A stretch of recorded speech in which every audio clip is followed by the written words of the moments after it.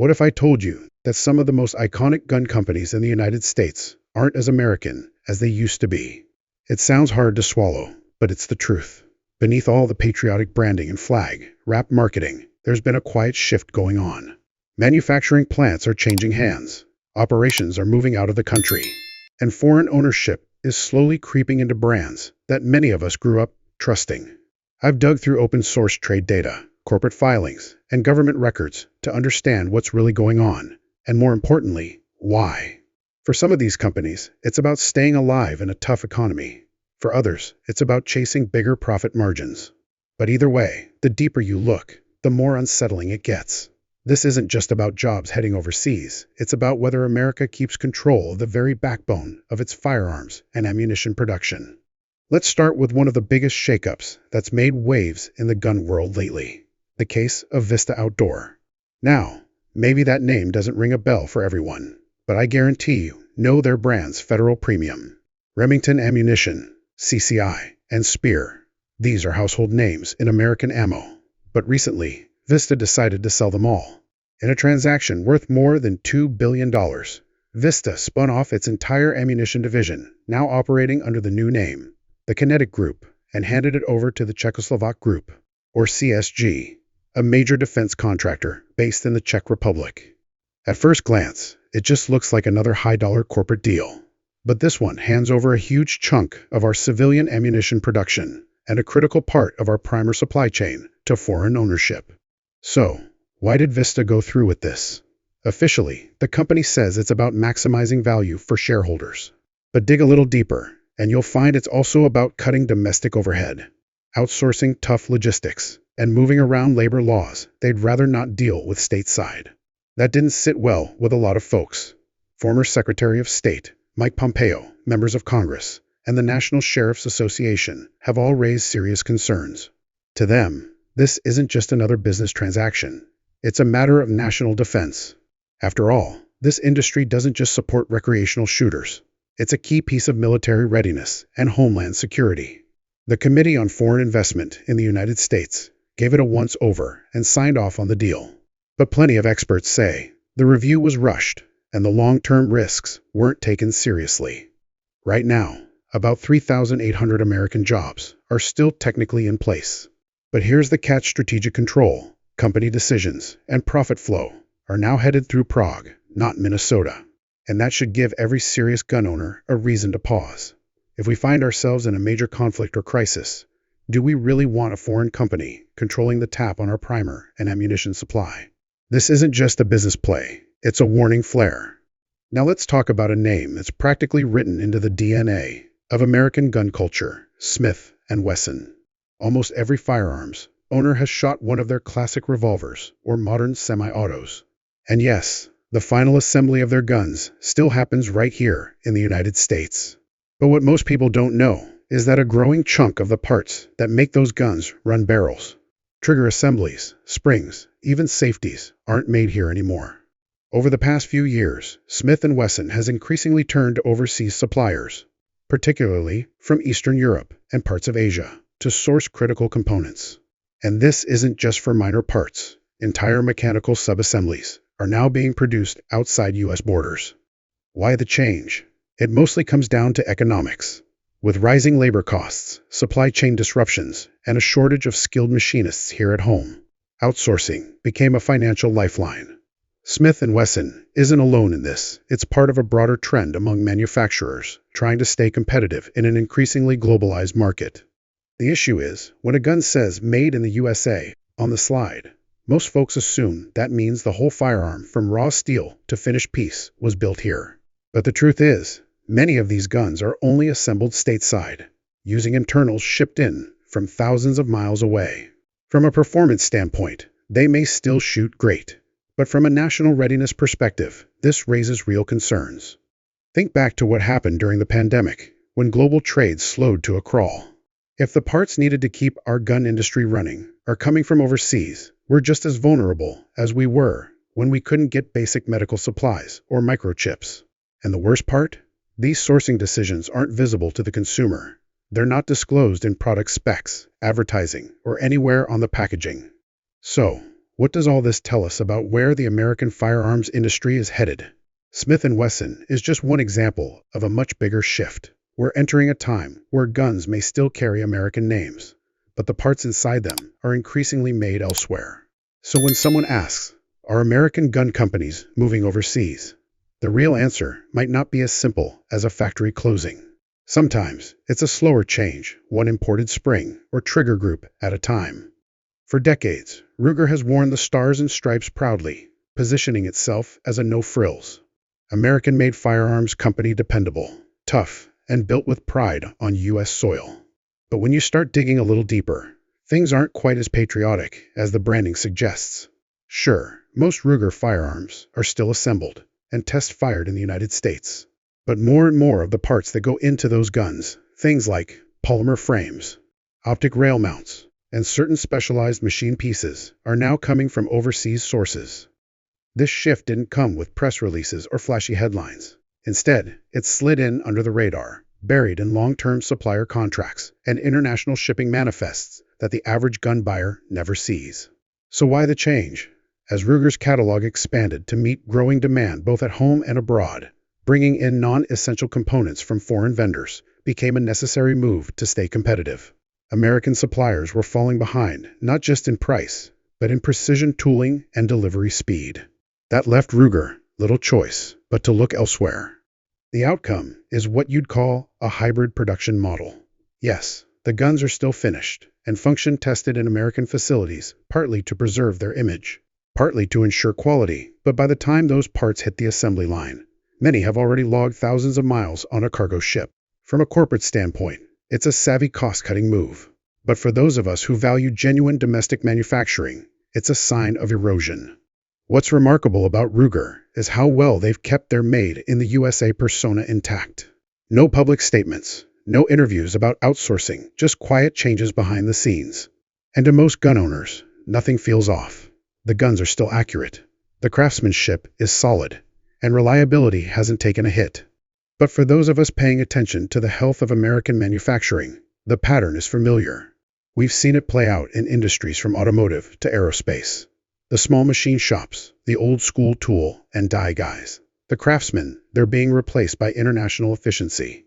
Ruger hasn't shut down its American facilities, but part of its foundation now rests on foreign soil. Now let's shift gears and talk about Glock, a name so dominant in the American handgun world that it's practically become a category of its own. From daily carriers to patrol officers to elite tactical units, Glock pistols are just about everywhere in this country. But here's what many people forget. Glock was never a truly American company.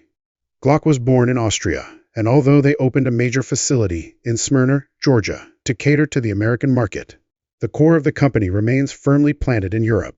That Georgia location wasn't just about logistics. It allowed Glock to avoid hefty import tariffs, speed up domestic deliveries, and check the boxes for law enforcement contracts that require a U.S. presence. Still, despite that American address, most of the serious manufacturing, the slides, barrels, internal fire control parts, happens back in Austria. What goes on in Georgia is more along the lines of assembly, test fitting, and packaging. So yes, they can legally mark assembled in the United States on the frame, but the heart of the pistol, the metalwork, the engineering, the heat treating, that all happens overseas. Legally, there's nothing shady here. Everything's above board. And to be honest, most American shooters either don't realize it or don't care. Glock's reputation for reliability and performance is rock solid, and the sales numbers back that up. But if you're someone who really tries to support domestic manufacturing, this setup muddies the waters. A Glock pistol might carry a U.S. serial number, but the gun's guts were likely produced halfway across the globe. And that brings up a bigger issue. Glock's Smyrna plant, while impressive, is still heavily reliant on European operations. If trade routes were suddenly disrupted because of tariffs, political unrest, or export bans, production here could come to a grinding halt. And that's not a hypothetical. We've already seen how fragile global supply chains can be. Bottom line, Glock is a worldwide brand that wears American camouflage.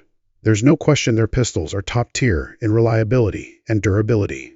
But if you're the kind of shooter who believes in supporting homegrown manufacturing from start to finish, this is a reminder that the phrase American made sometimes only runs skin deep.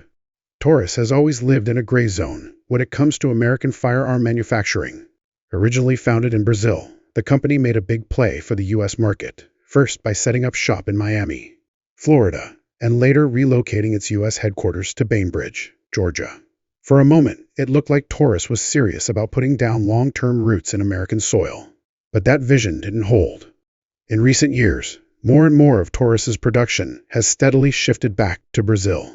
Today, several of the company's most heavily promoted models, ones clearly aimed at the American consumer, are believed to be manufactured almost entirely overseas. What remains in the United States is a skeleton crew operation, some light assembly, quality checks, shipping logistics, and executive offices. But let's not sugarcoat it. Most of the real manufacturing happens far from U.S. borders. This isn't just about lean operations. It's about avoiding high American labor costs, tighter environmental regulations, and the legal liabilities that come with operating in the States. Brazil gives Taurus a far more forgiving environment to operate, cheaper labor, fewer oversight agencies, and easier access to new markets in South America and beyond. The brand still flies the Taurus USA flag, but the truth is, its American footprint has shrunk. And that shift didn't just bruise the company's image, it hurt real communities, especially in Bainbridge, where Taurus had been celebrated as an economic savior. The promise of steady jobs and long-term investment dried up fast. Expansion plans were either shelved or downsized, and local optimism faded. Now, from the buyer's point of view, none of this has caused major price spikes or availability issues. Taurus pistols still sell at some of the lowest prices in the industry, but that affordability comes with trade-offs: offshore labor, longer global shipping routes, and less domestic oversight. At this point, Taurus operates more like a global corporation with a U.S. storefront than a true American gunmaker. And that evolution didn't make headlines. It happened quietly, behind polished marketing and strategic silence. The branding still speaks fluent Americana. The manufacturing reality? Not so much. Now, let's turn our focus to Sig Sauer, a brand that, on the surface, represents the pinnacle of American firearm innovation. Whether it's top-tier law enforcement units, military contracts, or everyday concealed carriers, Sig has become a go-to name for precision engineering and next-gen performance. They even landed the contract to supply the U.S. Army's sidearm under the Modular Handgun System program. And it's true, Sig Sauer USA has built an impressive facility in Newington, New Hampshire. There, they do everything from firearm assembly to optic development, and even run a full-scale training center. But scratch beneath that shiny surface, and you'll find something critical. SIG's ultimate direction, funding, and ownership come from Europe. The parent company, L&O Holding, is headquartered in Germany and Switzerland. That's where the long-term strategy is set, where the capital flows from, and where many new models begin their life cycle. In other words, Sig Sauer USA is building firearms on American soil, but the control levers are still being pulled across the Atlantic. Some firearms that hit U.S. shelves were either developed overseas or partially built there before finishing stateside. This doesn't mean Sig isn't helping the U.S. economy. In fact, they've created hundreds of good-paying jobs and made real investments in American manufacturing. But it raises a different concern, one about strategic vulnerability. If Europe were to enact tighter export controls, or if international tensions were to flare up, SIG's ability to keep U.S. production running smoothly could be put at risk. And that's not just a hypothetical concern when military and law enforcement contracts are on the line. The supply chain is robust, yes, but it's not invincible. The truth is, Sig has done nearly everything right when it comes to building trust and capability within the American market. But zoom out far enough, and it becomes clear, no matter how American the marketing sounds, the company's long-term future isn't entirely in American hands.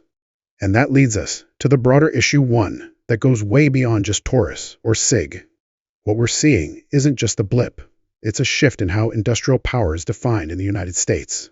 Firearms manufacturing is just the latest front. We've seen factory lights go out, supply chains stretch across oceans, and small towns lose hope as offshore decisions kill local opportunity. What used to be built here from start to finish is now stitched together from a global patchwork of priorities, costs, and corporate strategies. And this isn't just about business, it's about sovereignty. It's about rural towns that lose everything when manufacturing disappears. It's about what it really means when vital industries like ammunition and firearms are increasingly produced outside the country that needs them most. Some of these changes trickled in slowly. Others were buried in contracts and branding. But taken as a whole, the message is loud and clear. American gun culture is now built on a foundation that isn't entirely American. And if that gives you pause, it should. So the next time you're shopping for a new firearm, ask yourself something. Would you still feel good about the purchase? If the design came from Germany, the steel from China, and all we did here was bolt it together and stamp it assembled in the USA. If this kind of conversation matters to you, and I believe it does, don't let it stop here. Share this video, drop a comment, start a conversation. This is something gun owners should be thinking about.